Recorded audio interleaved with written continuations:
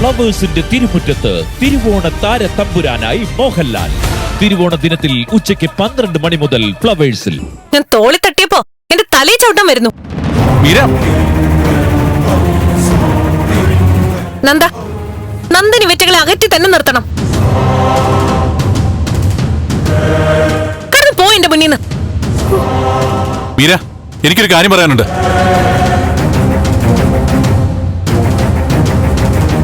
ആദ്യം ഞാൻ നന്ദനോട് പറയാനുള്ളത് പറഞ്ഞോട്ടെ, പിന്നെ നന്ദൻ പറയുന്നതൊക്കെ ഞാൻ കേൾക്കാം. നിന്നോടല്ലേ ഞാൻ പോവാൻ പറഞ്ഞേ.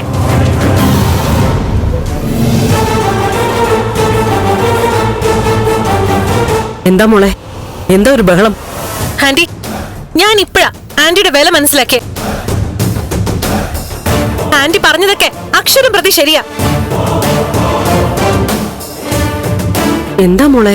അടുക്കളയിൽ നിൽക്കേണ്ടവരെ അടുക്കളയിൽ തന്നെ നിർത്തണം. അതിനെ പിടിച്ച് സ്വീകരണ മുറിയിൽ ഇരുത്തിയ സ്വീകരണ മുറി അടുക്കളയാവും.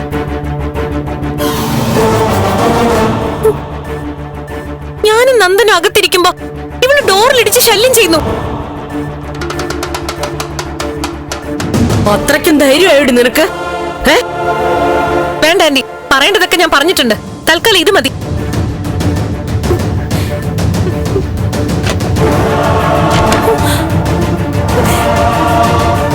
മീര, എന്താ ഇത്?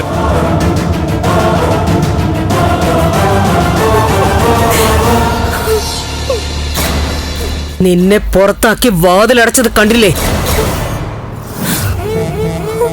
ഇനി ഇവിടെ നിൽക്കാതെ ഒന്നും മാറിപ്പോയിക്കൂടെ? മീര, നീ കാണിച്ച വളരെ ഓവറായി പോയി. നിനക്കെന്തോ പറയാനുണ്ടെന്ന് പറഞ്ഞോണ്ടാ ഞാൻ എല്ലാം കേട്ട് ക്ഷമിച്ചു തന്നത്. ഇല്ല, നീ എന്ത് ചെയ്യും?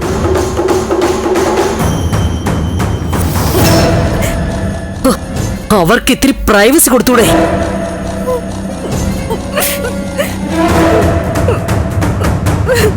ഞാൻ അവളോട് പറഞ്ഞപ്പോ നീ എന്തിനാ എന്നോട് ചൂടാവുന്നേ? മീര, നീ മനഃപൂർവ്വം പ്രശ്നം ഉണ്ടാക്കാൻ വേണ്ടിയാണോ ഈ ഡ്രാമയൊക്കെ കാണിക്കുന്നേ? ഡ്രാമയോ? എനിക്ക് നിന്നോട് സീരിയസ് ആയിട്ട് സംസാരിക്കണം. എന്നാ സംസാരിക്കേ. പറയാം.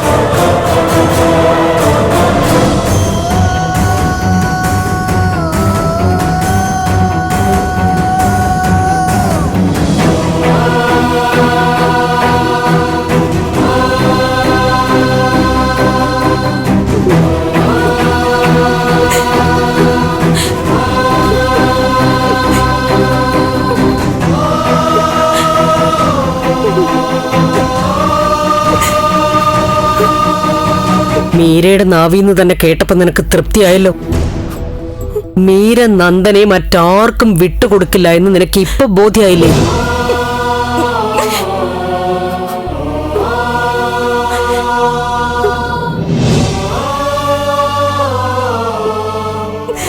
ഇനിയും അവർക്കിടയിൽ കയറി ശല്യം ആവാതെ നിനക്കിവിടുന്ന് ഇറങ്ങിക്കൂടെ? നന്ദന് മീരെ ഉപേക്ഷിക്കാനാവില്ല. അതുകൊണ്ടാ അവൻ ഒരക്ഷരം മിണ്ടാതിരുന്നത്. ഇനി ഇവിടെ ആർക്കു വേണ്ടിയാ നീ കാത്തു നിൽക്കുന്നത്? കണ്ടില്ലേ, വാതിലടച്ച് രണ്ടുപേരും മുറിയിൽ നിന്ന് സംസാരിക്കുന്നത്.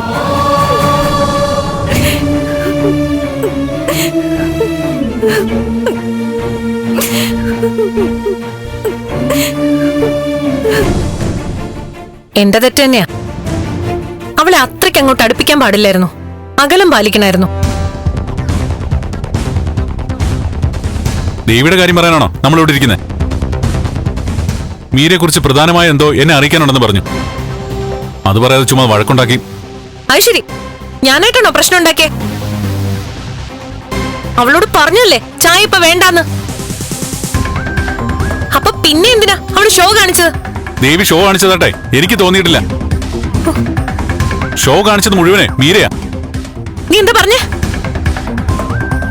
ഇതൊരു സീനാക്കിയതേ മീരയാണെന്ന്. എന്നുവെച്ചാ അവളിങ്ങനെ വാതിൽ ചവിട്ടി പൊളിക്കുന്നത് ഒരു കുഴപ്പമില്ലെന്നാണോ? ഇനിയെങ്കിലും നീ മനസ്സിലാക്ക്, നന്ദൻ വിവാഹം കഴിക്കാൻ പോകുന്നത് മീരയാ. വിഷമിച്ചിട്ടൊന്നും ഒരു കാര്യമില്ല. ഇപ്പൊ തന്നെ അച്ഛനെയും കൂട്ടി നീ ഇവിടുന്ന് ഇറങ്ങിക്കോ. അതാ നല്ലത്. ഇപ്പൊ ഇറങ്ങിക്കഴിഞ്ഞാ ഞാൻ നിനക്ക് കുറച്ചു കാലം ജീവിക്കാനുള്ള കാശ് തരും. ഇല്ലെങ്കിൽ നന്ദൻ തന്നെ നിന്നെ ഇവിടുന്ന് ചവിട്ടി പുറത്താക്കും. തപസ് ചെയ്താലും ഇനി നിനക്ക് നന്ദനെ കിട്ടില്ല.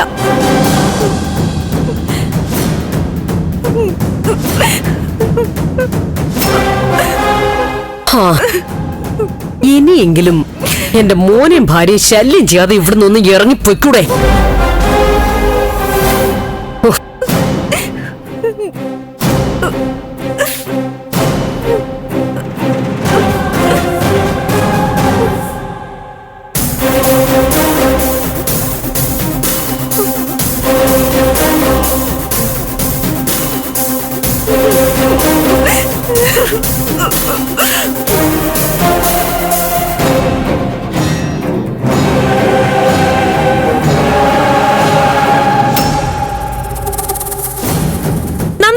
ഭാഗത്താണോ അതോ അവളുടെ ഭാഗത്താണോ? ഞാൻ ആരുടെയും പക്ഷം പിടിച്ച് പറയുകയല്ല. അവൾ ആരോ ആയിക്കോട്ടെ, പരസ്യമായിട്ട് അവളെ ഇങ്ങനെ അവഹേളിക്കാൻ മീരയ്ക്ക് എന്താ അവകാശം? നന്ദ, ദേവി ഇങ്ങനെ ആക്ഷേപിക്കുന്നത് അംഗീകരിച്ചു തരാൻ എനിക്ക് പറ്റില്ല.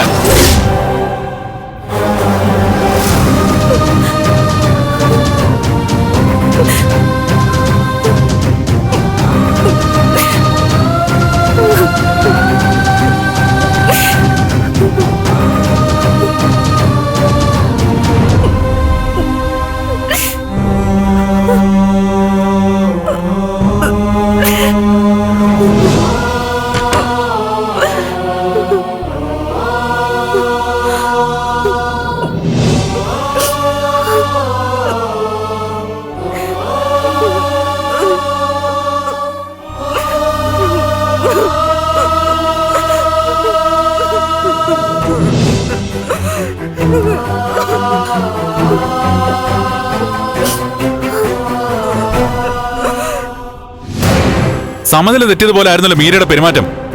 അന്ന് സമ്മതിച്ചു തരാൻ പറ്റില്ല. അവളുടെ മുമ്പിൽ വെച്ച് മീരയെ കൊച്ചാക്കണ്ടല്ലോ എന്ന് കരുതിയാ അപ്പൊ ഞാൻ പ്രതികരിക്കാതിരുന്നത്.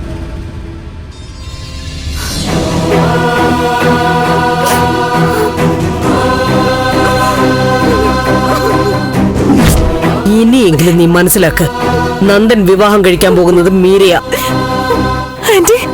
വിഷമിച്ചിട്ടൊന്നും ഒരു കാര്യമില്ല.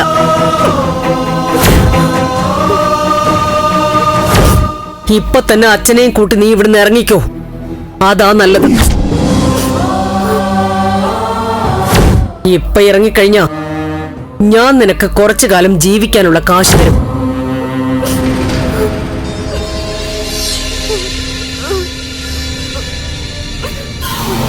നന്ദ, പല കാരണങ്ങൾ കൊണ്ടും ഞാനാകെ മനസ്സ് തകർന്നു നിൽക്കുക. ഒരാശ്രയം പോലെ എന്റെ മുമ്പിൽ ഇപ്പൊ നന്ദ മാത്രമേ ഉള്ളൂ. നന്ദനോടെല്ലാം പറഞ്ഞ് മനസ്സ് ശാന്താക്കാനാ ഞാൻ ശ്രമിക്കുന്നത്. അപ്പൊ നന്ദനും എന്നെ കൈവിട്ട് കളയാണല്ലേ? കല്യാണം കഴിക്കാൻ പോകുന്ന എന്നേക്കാ വില എന്നെ എതിർക്കുന്ന ആ ജോലിക്കാരിക്ക് കൊടുക്കുവാണല്ലേ?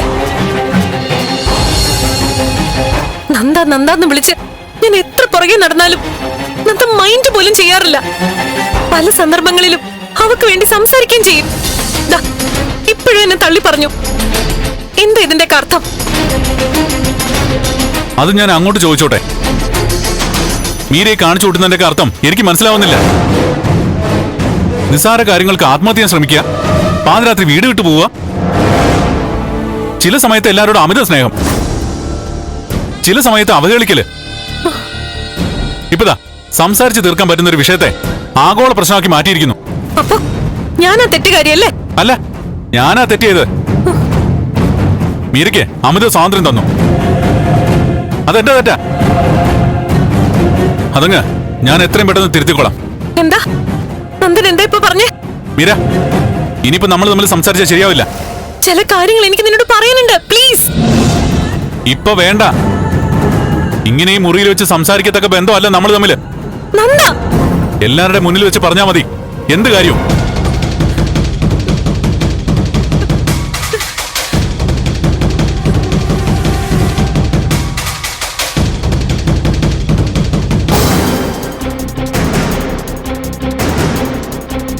ദേവി എവിടെ? അവളെ അന്വേഷിച്ച് നടക്കലല്ല എന്റെ ജോലി.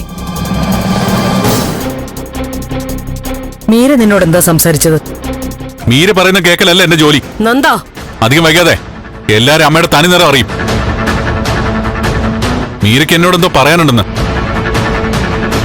എനിക്കും പറയാനുണ്ട്. മീരയോട് മാത്രമല്ല, ഇവിടെ എല്ലാവരോടും.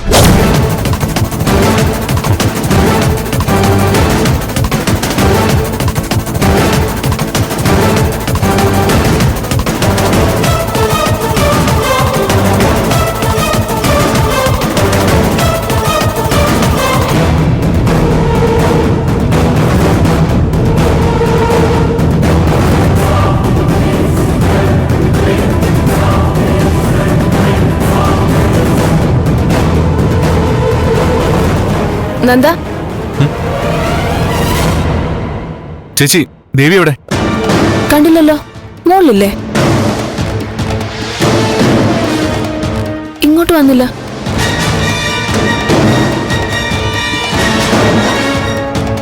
ദേവി,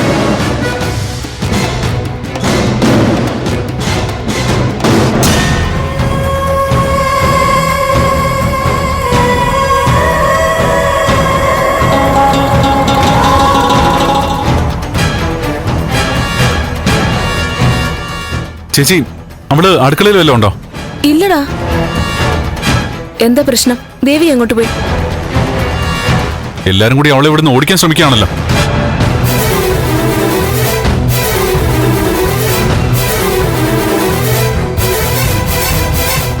അമ്മ, ദേവിക്ക് എന്തു പറ്റി? എന്താ അമ്മ ഉണ്ടായത്? സംഭവിക്കേണ്ടത് സംഭവിച്ചു. മീര തന്നെയാണ് നന്ദുവിന്റെ ഭാര്യയാവാൻ പോകുന്നതെന്ന് അവൾക്ക് മനസ്സിലായി. അമ്മ എന്തായി പറയുന്നേ? സത്യം. ഇനിയെങ്കിലും ഈ വീട്ടിൽ ഇത്തിരി സമാധാനം ഉണ്ടാവുമല്ലോ.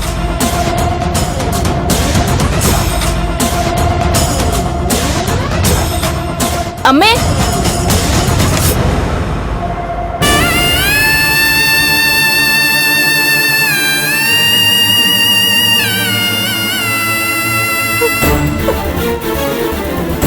ദേവി,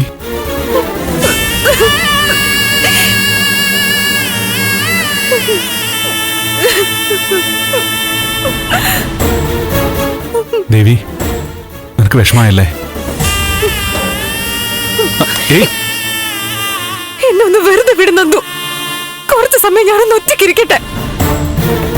ദേവി, ഞാനൊന്ന് പറയട്ടെ. വേണ്ട നന്ദു, എനിക്കൊന്നും കേക്കണ്ട. ഞാനിവിടെ ആരും അല്ലെന്ന് എനിക്ക് മനസ്സിലായി. ദേവി, ഒരു ജോലിക്കാരി പോലും അല്ല. ജോലിക്കാരിക്ക് ഇതിലും പരിഗണന കിട്ടിയാണ്. ആ മീരയ്ക്ക് ഭ്രാന്താ ദേവി. മീരെ കുറിച്ചല്ല, നന്ദുവിനെ പറ്റിയാ ഞാൻ പറഞ്ഞ. ഇത്രയും മോശമായിട്ട് എന്നോട് അവള് പെരുമാറുമ്പോ എനിക്ക് വേണ്ടി ഒരു വാക്ക് പറഞ്ഞു നന്ദു. വേണ്ട, ഞാൻ ഭാര്യയാണെന്നൊന്നും പറയണ്ട. അതിന് സാഹചര്യം അനുവദിക്കില്ലായിരിക്കും. പക്ഷെ എന്നെ അപമാനിക്കുന്നത് തടയായിരുന്നു. അവളെ ഒന്ന് നിയന്ത്രിച്ച് നിർത്താമായിരുന്നു. എന്നോട് കാണിച്ചതിന് അവളെ കൊണ്ട് ക്ഷമ പറയിപ്പിക്കാമായിരുന്നു. അവിടെ നടന്നതൊക്കെ നന്നു ആസ്വദിക്കായിരുന്നു എന്നാ എനിക്ക് തോന്നിയത്. ദേവി, എനിക്ക് എന്നോട് തന്നെ പുച്ഛം തോന്നുന്നു. താലി കെട്ടിയ ആളുടെ മുന്നിൽ വെച്ച് ടെബാൻഡി മീരയൊക്കെ എന്നെ നാണം കെടുത്തല്ലായിരുന്നോ? ശമ്പളം തന്ന് നിർത്തിയിരിക്കുന്ന ഒരു ജോലിക്കാരി മാത്രമാക്കുമായിരുന്നു. ആട്ടെ തുപ്പം ചെയ്യുന്നു. എന്നിട്ടും എന്നെ സംരക്ഷിക്കേണ്ട ആളോ ഓരോ സമയത്തും ഓരോ ന്യായവും പറഞ്ഞ് ഒഴിഞ്ഞു മാറി നിൽക്കുന്നു. ഭാര്യ ഒരാൾ ആക്ഷേപിക്കുമ്പോ ഭർത്താവ് ആ നിമിഷം തന്നെ ഇടപെടണം. അല്ലാതെ ആരും കാണാതെ വന്ന ആശ്വാസവാക്ക് പറയുന്നതില് എന്നർത്ഥം ഉള്ളത്? എല്ലാവരുടെ മുന്നിൽ വെച്ചിട്ട് ചേർത്ത് പിടിക്കേണ്ടത്, അല്ലാതെ ഒളിച്ചും പാത്തും വന്നിട്ടല്ല. ഇപ്പൊ തന്നെ നന്ദു പേടിച്ചിട്ട് അതിന്റെ അടുത്ത് നിൽക്കുന്ന. മീരയുടെ മുൻപില് തൽക്കാലം അകന്ന് നിൽക്കാന്നൊക്കെ ഞാനും പറഞ്ഞിട്ടുണ്ട്. അത് പക്ഷെ എനിക്ക് വേറെ നിവൃത്തി ഇല്ലാത്തത് കൊണ്ടാ. മറ്റൊരു മാർഗം കാണാത്തതുകൊണ്ട്, ഈ വീട്ടിൽ നിന്ന് മാറിപ്പോവാൻ പോലും സാധിക്കാത്തതുകൊണ്ട്.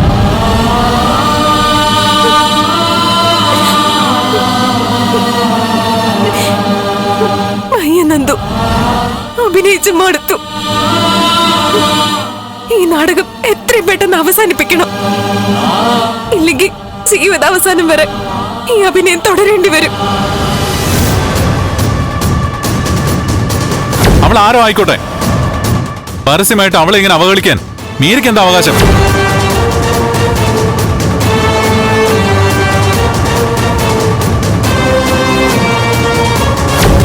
ദേവി ഇങ്ങനെ ആക്ഷേപിക്കുന്നത് അംഗീകരിച്ചു തരാൻ എനിക്ക് പറ്റില്ല.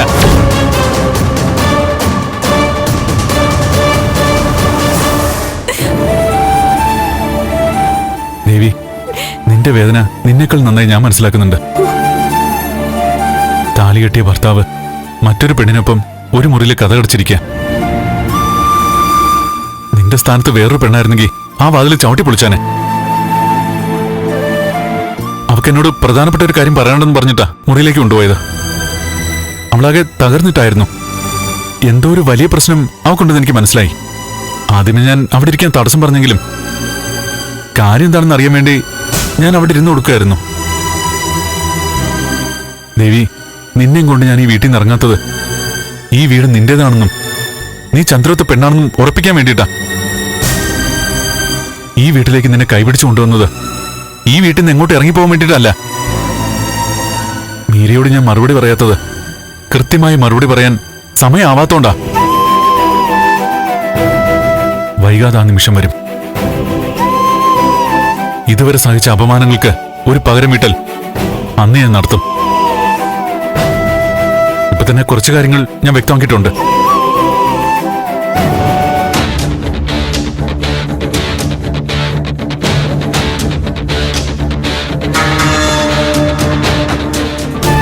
മനസ്സിൽ ഒരു കളങ്കവും ഇല്ലാതെയാ നിന്നോടുള്ള എന്റെ സമർപ്പണം പോലെയാ നിന്റെ കഴുത്തിൽ ഞാൻ ഈ താലി കെട്ടിയത്. താലി കഴുത്തിലണിയുമ്പോ നീ അനുഭവിച്ച ആനന്ദം എത്രയാണെന്ന് എനിക്ക് ഊഹിക്കാം. അതേ ആനന്ദം ഈ താലി കഴുത്തിലണിയിച്ച എനിക്കും ഉണ്ടായിരുന്നു.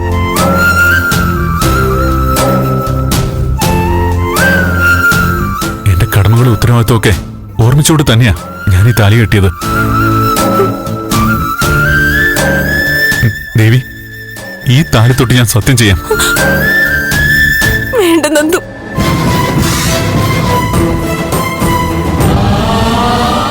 എനിക്കറിയാം നന്ദുന് എന്നോടുള്ള സ്നേഹവും ആത്മാർത്ഥതയും. അതൊന്നും നന്ദു സത്യം ചെയ്ത് തെളിയിക്കണ്ട.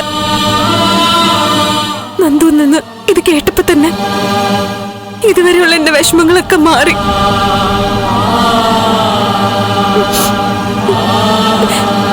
എന്റെ പേടിയൊക്കെ മാറി നന്ദു. വാക്കുകളുകൊണ്ട് ഞാൻ നന്ദുവിനെ വിഷമിപ്പിച്ചതിന് മാപ്പ്. എന്താ ഇത്?